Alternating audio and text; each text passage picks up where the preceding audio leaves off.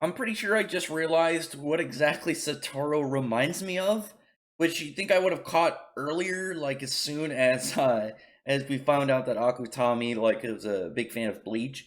Is he reminds me of Kisuke Urahara, which I didn't even think of until this chapter. The newer version of him, the more adult version, because he's a very powerful kind of goofy guy. But like switch around, like obviously Satoru is extremely cocky. He's very sure of himself and his level of power, but it's still that kind of like aspects of his personality is still there. And then he's got kind of a mix of that and like delinquent Ichigo, but like instead he's a dick. But he's still somebody who does his job and still does his does what he can to help people. And this is I've been really loving this. We're only 2 chapters into this flashback, and honestly, I don't care how long this goes. This is weird because usually when you get a flashback, most of the time it's like okay, it's going to be you're finding out about some character, but obviously it's something like you get to a big villain or a big character, a big hero character, and you find out their backstory finally, and you like them enough that you're fine with just continuing on as long as that is. Versus like if you got one that drags on too long, you're like you get like somebody like maybe not important in the story, and you're just like okay, you get like a chapter or two, and then back to the main story. But with Satoru and Geto and Shoko, but she's not involved in this at all yet. In this flashback, it's just so interesting because Satoru is he's like the mentor character, the extremely powerful, the most powerful actually Jujutsu sorcerer that we know of, and Geto, who as we know was an ally of his. I still haven't found Volume Zero. I gotta read it. Gotta find out more about their backstory. And he becomes one of the villains later and is associated with a bunch of the cursed spirits, and that adds an extra layer to it, an extra layer of just like, oh, you're seeing this cool group, but about this cool group, you have this extremely beloved character. I think Satoru got number 3 in the popularity poll with over 160,000 people voting, and Geto, who's this very mysterious Jujutsu sorcerer turned villain. So. I'm getting like almost kind of like a little bit of like turn back to pendulum vibes from Bleach, which again would also make sense given like I just feel like associating with Bleach now because of like there are similarities into this series and some of the vibes, but also like Akutami is a fan of Bleach, which is just fun altogether. I love seeing like a series that I really enjoy find out that it's related to another one, at least the inspiration, and just like finding connecting points is always enjoyable. But anyway, let's get to the chapter itself. We have Satoru and Geto, and they're getting an assignment. Essentially, they need to protect this person that they're referring to as the Star Plasma Vessel, because Master Tengen, he's immortal, but he does age. But at the age of 500, it will kind of like ascend him into a state beyond human. They don't know though whether or not that'll be good or bad, because you'll like lose his like humanity and his will, so he'll become something completely different. They don't know though if it would be good or bad. He could evolve into something beyond humanity and stop caring about humanity. He could become their enemy. They're not sure. So they need to find every 500 years this star plasma vessel, kind of like the best and most optimal person for him pretty much to absorb their body. I'm guessing from it. I don't know if he's gonna like body jump or if he's gonna absorb them or something. Every 500 years they need to do that, so it'll reset, so he'll always kind of like stay the same. I'm assuming he actually gets it. I think it'd be kind of cool if every time he gets young too, like he just like is born again.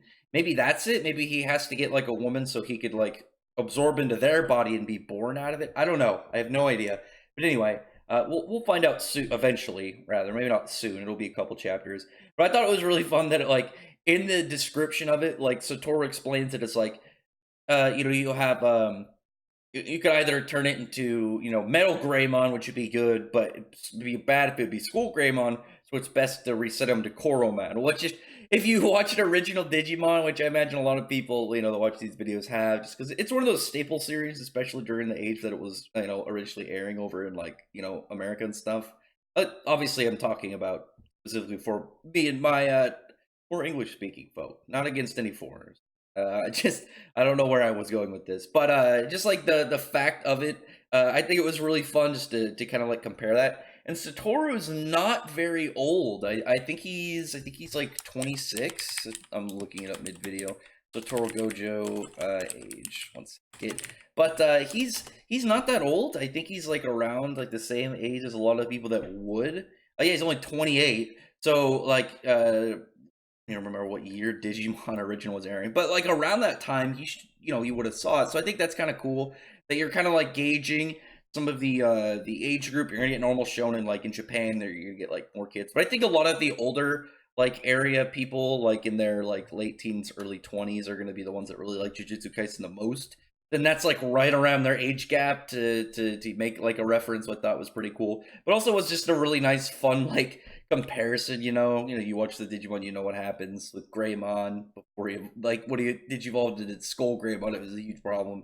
But anyway, but we also got two groups. We got two new factions, which is cool because we only really we know the Jujutsu College or whatever their name is. It's a weird name, like what was it, Jutsu Institutional College or something. But and the Cursed Spirit group. But now we have the Curse User group Q, who want to they pretty much want to have Tengen evolve and be and pretty much become the higher being and lose all reason. And then there's a group that worships him like a deity because obviously this dude's immortal. So you're gonna have some people that see a religious aspect in that, and they essentially want to keep him pure. So there's two groups that want to take this girl out so he will ascend to a higher level. Obviously, one that is more religious, and one that seems to want a layer of chaos, or to see what pretty much a creature beyond humanity dubs onto our planet. But a really nice panel of Satoru and Geto, and they're just like, "All right, let's do this."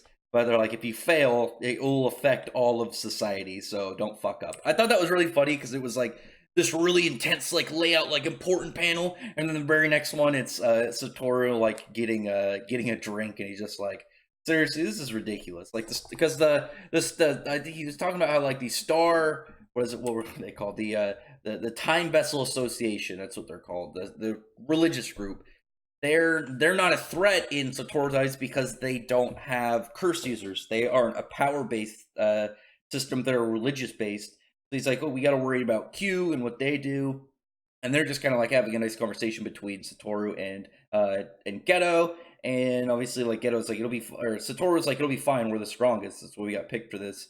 And even then, you got a nice like little dynamic between the two where Geto's like, I'm gonna have to tell you something, and it seems like it'll be serious, but he's just like, you should probably like be careful how you talk, especially to like the higher up people, because it comes off as very rude. And they're gonna meet Master Tengen by the end of this, and he's like pretty much top dog because he's like linked to like all the barriers and like special defenses that their entire faction has with the Jujutsu sorcerers. But right then, there's a big explosion. The girl that they're trying to protect and then bring for the star plasma vessel stuff. She's like blown out a window, and then we get a setup for fights, so which is very cool because it's gonna be nice to see fights between characters who aren't the cursed spirits. Like this is a group that we don't know of. Are they still alive and active now in the story in the present point of where everything is going on, or is this flashback going to be how they were defeated? But we have this guy, Kokun. He's one of the Q soldiers. They have this really cool design, and I thought it was really funny because, obviously, like I said, there's like relations towards Bleach from Jujutsu Kaisen because of the author. And the first thing I thought of when I saw these Q soldiers is I thought of the Quincy's. And it's funny because the Quincy's have this kind of like, they're pretty much, if you have never read or watched Bleach, they're like soul Nazis. Like they're the whole outfits are they're very Nazi-esque design. They get that very very sharp Hugo Boss look to them, just like these guys. I thought it was funny that I associated it with a fictional group based off of the real group, and I didn't associate like directly towards the actual real life way more known thing. It was just my nerd senses taking over. But very cool looking villains, and we got a setup. It looks like he's gonna fight Geto because Geto once the guy's like, oh, what the hell? And he sees Geto, and he's and the guy's like give us the girl or die, and he's just like, I need you to come closer. I can't really hear you. Taunting him, which is pretty cool. He's getting a little bit in this guy's head, gonna mess with him. And so fight there. Look forward to that because he got a bunch of cool summons, kind of like Megumi. And if you look at the cover picture of this chapter, The way that is, it's like Satoru has space around him. Shoko has like what looks like kind of like weird, like artistic flowers design, and then Geto has a dragon. And the thing about it is, like, okay, it's a cool representation of them, but you got to keep in mind, looking at Satoru's, is his looks just like his area expansion, his immeasurable. Oh my god, I'm messing up my words right now. Measurable void. You know, his area expansion, and your area expansion is like also partly like a representation of who you are, and like your powers. And so, like, you get that with Satoru, like shown here. Maybe that's a hint on what Shoko's power, like area expansion, is, and Geto, especially the villain. Like, he's got like this cool, like old Japanese style, like mad looking dragon, which should be really cool to see. Like, for is his power going to be based around like some big badass dragon? That'd actually be cool. And maybe like Mugubi, because they're similar, his has a wolf right now. That's like the strongest one he's shown, is that like werewolf. Maybe he could get like a tiger, have an old classic like dragon versus tiger, and like, you know, that's Eastern style. But then we get a nice little interaction. We have Satoru, who, you know, the dude throws a bunch of knives at him. You know, his power pretty much with his infinity and like inversion and reverse. He just stops them in midair and just pretty much places them all on the side. Like, we know that like he's got a bunch of crazy powers because how powerful he is. The extent he has right now, we don't know. I'm just guessing it had to do with his infinity. But this other character, Q Soldier Vare, which kind of looks like Asnot a little bit. You know, again, a Quincy Bleach reference. And it was actually really funny because Akutami mentioned in the this week's like shonen notes that he actually was getting really hungry while doing this whole chapter, because the two Q soldiers are based off like his favorite type of sausages. So he was just thinking about food while he was doing this.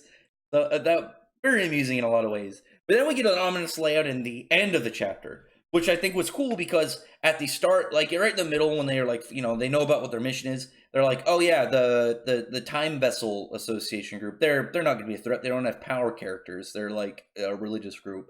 But then we see here with this guy, and they talk about how their group doesn't have the power to fight, but they have a lot of money. So they hire people, which is cool. They're gonna like freelancers and villains and, you know, whatever they can, you know, they can get their money for. And we see this guy when he says he's talking about Zenin, and then he's like, oh no, he's like, I don't go by that anymore, but I'll, you know, this sounds like a good job. I go by my wife's name now, Fushiguro, and who, you know, we know who also has that name is Megumi.